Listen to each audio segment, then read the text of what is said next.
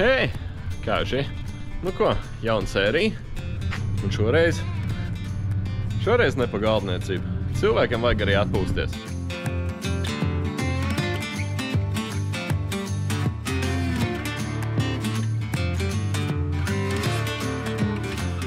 Šoreiz mēs beidzot saņēmās, aizbraucām uz tehnisko apskatu un šitam viltniekam ir apskata. Melnā krāsā gan. Izrādās, ka runčukam izpūtais ir nedaudz paskaļi.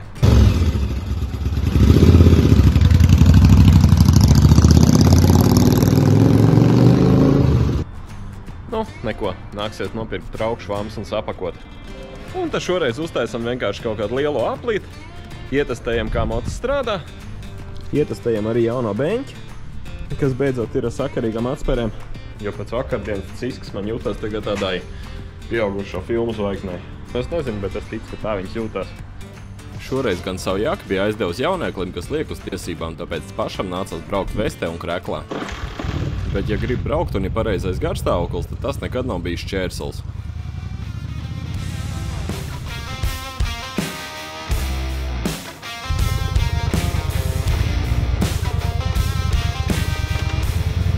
Tikai, lai dotos garajā ceļā, mums no sākuma jāuztais vien maz pietura darbnīcā.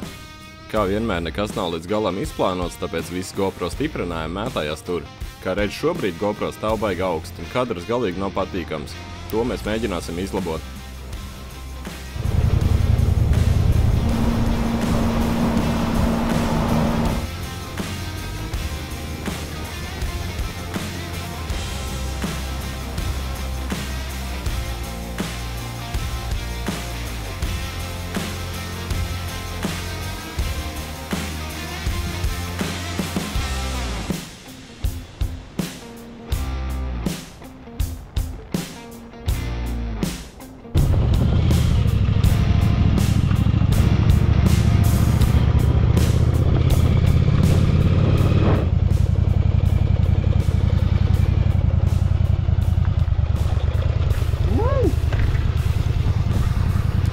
Tur nos, cik šis bija skaisti. Ceru, ka kaut kas no tām emocijām ir noķēries kamerā, bet mēs ir šeit, lai parūpētos par to, lai pārējais brauciens točnā noķerās. Un tas, ka jūs no darbnīcas kādu brīdi nav neko redzējuši. What the fuck? Trepa pārvietojusies. Nenozīmē, ka te nekas nenotiek. Te kā reiz daudz kas notiek, vienkārši nav laiks to visu safilmēt un tā tālāk. Karoči, mums ir vesela čupa ar pričendāliem. Vēl iemet apusējo skoču. Un tieši tik ilgi viņi nav aiztikt. Tā.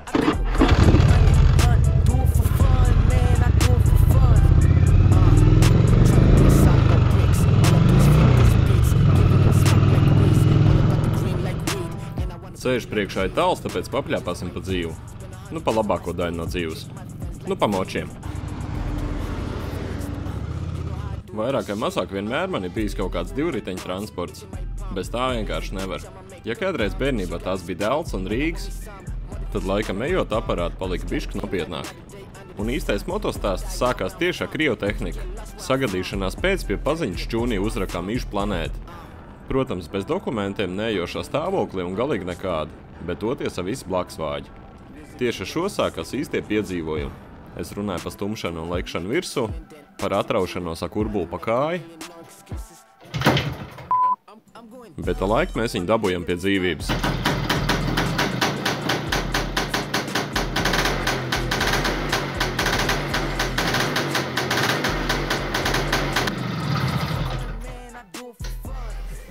Un pēc tam, protams, arī uz ceļu. Nu, nosacīt. Bet cik ilgi tu braukās pa lauku uz priekšu un atpakaļ? Baigi prasījās kaut ko, ko varētu izvilkt jau uz asfaltu. Un pat cik tajā brīdī nebija ne naudas, ne kategorijas, iegādājos vietējo zvejnieku baiku. Uzmēršu pēc sēnēm vai boņēnu VJ50. Šis uz papīra bija mopēds, kaut gan dzīvē viņam stāvēja iekšā 125 kubi. Un mans uz to brīžu 65 kg viņš varēja pavilkt 80 km/h. Tas jau bija kaut kas. Protams, ilgi tu tā nepavilksies, tāpēc sāk domāt par jaunu baiku. Un iespējams pa kategoriju. Atzīšu, ka tā darīt nevajag un noteikti no sākuma vajag nolikt kategoriju un tikai tad sākt meklēt mods. Bet manā gadījumā sanāca otrādi.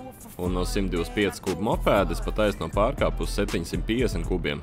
Un, ja godīgi, tas bija galīgi garam, tāpēc, ka motoskolā parasti tev iemāca gan manevrēt, gan saprast, kā mocis vispār strādājas, uzņem ātrumu un bremzē. Un, kad es braucu pakaļ savam baikam, pirmo reizi man pat reāli bija bail kāpt viņam virsū. Lai uztaisītu testa braucienu līdz asfaltam pa dubļainu ceļu, bija jāizbrauc kaut kādi 300 metri. Un labi, ka pārdevējs trāpījās pavisam sakarīgs un to izdarīja manā vietā. Tā no Rudolfs tika pie Suzuki GSX 750 F. Tautā saukt pa Katanu. Šis jau bija aparāts ar jūtamu jaudu.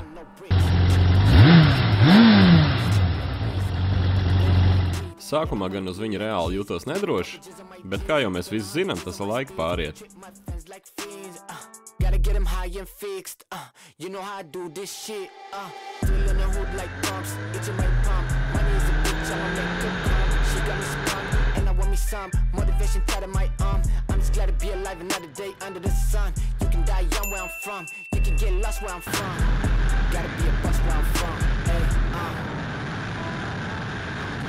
Tieši ar šo moci jau es sāku kaut ko filmēt.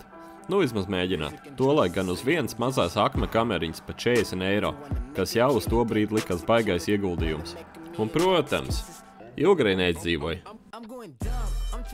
Mocis bija reāli foršs un ar viņu bija patīkami braukt, bet viņam bija viens liels mīnus. Tas ir maksimālais ātrums. No Katanas varēja izspiest 240 km/h, un tas, ka tu vari, nozīmē, ka tu arī to darīsi. Bieži. Un agri vai vēl tu saproti, ka pat nerunājot pa sekām pašam, atliek vienreiz uzrauties uz policiju un tu paliksi bez tiesībām uz labu laiku. Tāpēc saprati, ka jāmeklē kaut kas cits.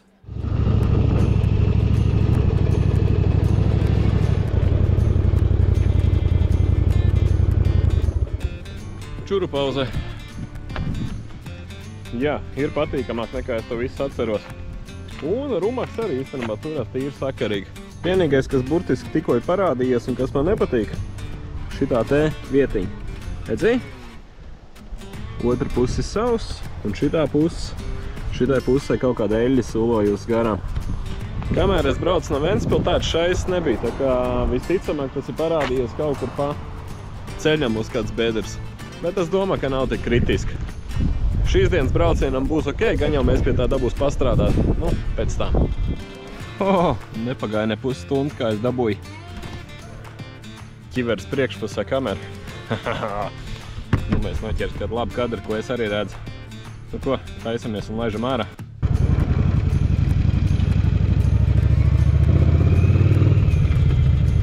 Un tā no mūsu stāstiņā mēs esam tikusi līdz šim mocim. Kā vienmēr, viss svarīgais manā dzīvē, viņš pie manis atnāca praktiski pats.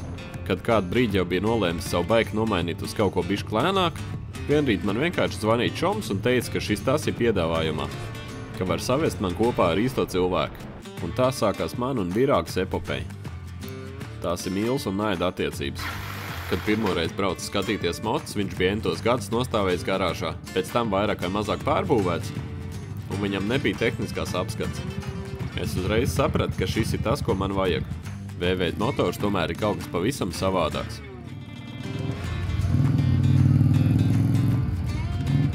Beidzot es dzirdu savu mocu no sāna. Un pēc iepriekšējā baika, kur visu laiku bija vairāk kā mazāk saliecies kā gardnēli, šim jau normāli ir kājas atmest uz priekšu un baudīt braucienu.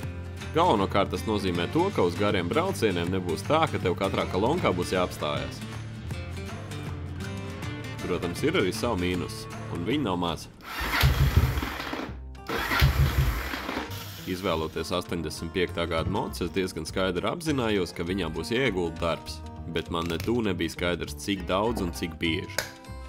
85. gada mocim stāv virsū arī 85. gada karburātori, kur vienreiz, protams, ir pārlasīti.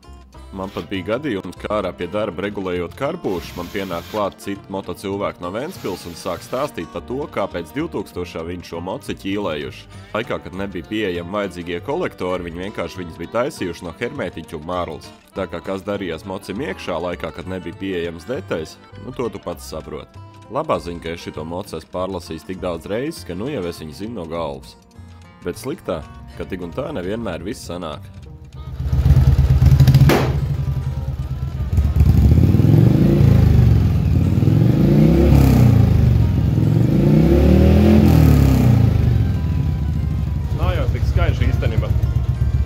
CSDD gan šogad pateica, ka ir pa skaļu, bet tā jau ir nianses. Ar CSDD vispār šitam mocim ir īpašas attiecības.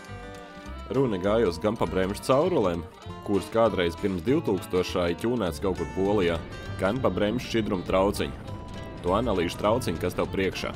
Kas kādreiz esot bijis pagaidu variants, bet man reāli iepatīkās, un tā viņš tur paliks. Vēl parasti apskaties karstais topiks ir numurzīme. Šogad gan paveicās, un tā nebija. Numurzīme sastāv no numurzīmes apgaismojuma, kurš nāk no fūras, līmējamā atstarotāja un bleķi no virtuves nosūcēja. Es zinu, pilnīgs Frankensteins, ne? Bez vietējā skrūveikala vispār nekā. I love it. I love it. Bet viss skrūvēšanas un viss čakara atsver tas, ka tu sēdi viņam virsū, starp citu pa sēdeklu. Oriģināli viņam virsū nāca šitāds sēdekls, kura tapsētājs palīdzību nedaudz finieru un putām mēs spēcīgi pārtaisīja. Un šo sezonu beidzot uzlikām uz atspērēm, tā lai pulks nespiež.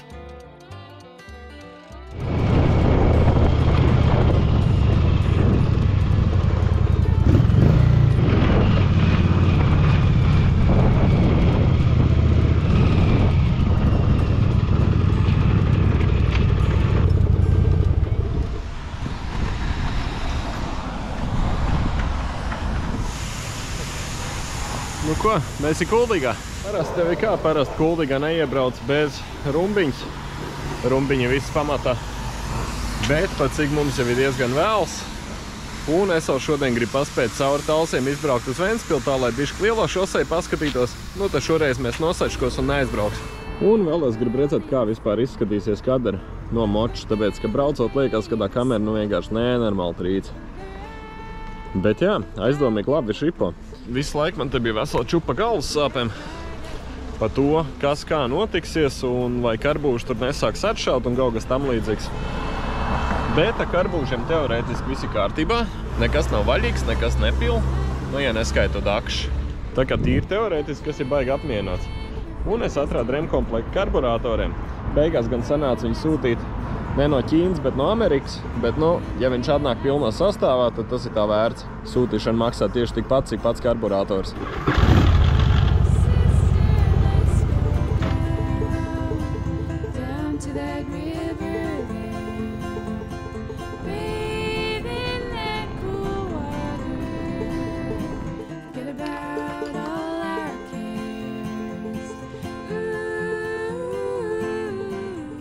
Vispār mocis ir tāda baigā brīvības sajūta, un tiem, kas nebrauc, to īsti nevar izstāstīt. Mašīnā tu tomēr uz visu skaties no savu klimatu, bet uz moču tu esi starp stihijām. Protams, nereiz vien tas iegāž.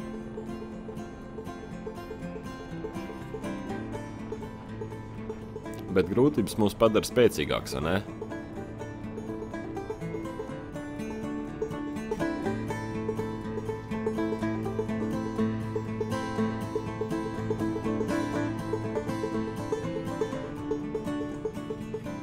Man patīk vecs močs, tāpēc, ka es iebraucu tikko renda un skatos, ka man šitā te kāņu vēl kas pa zemi.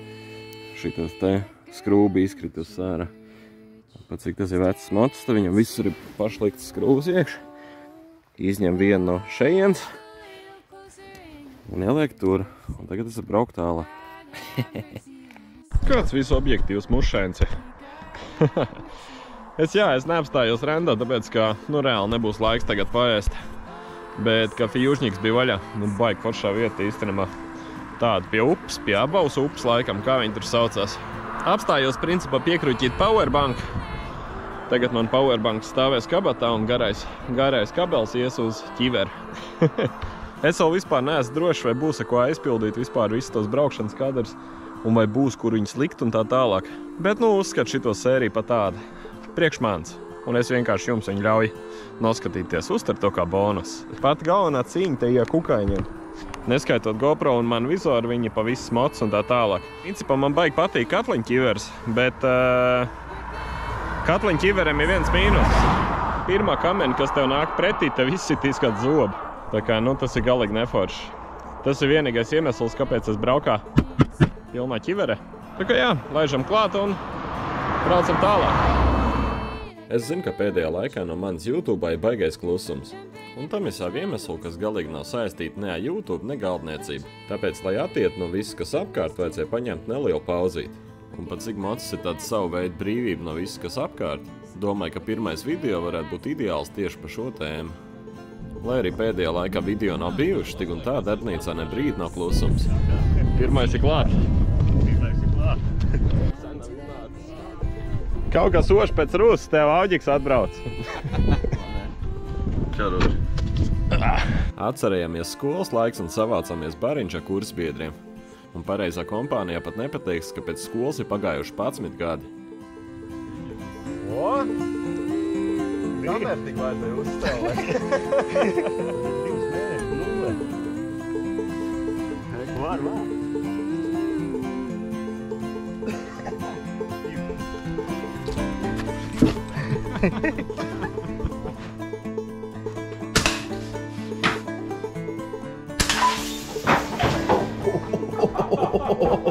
Šo sēriju pa lielam var uztvert kā tādu atvaļinājumu, kurš sen bija vajadzīgs, un kad ķermenis un gars ir atpūties, var lēnām atgriezties pie darbiem.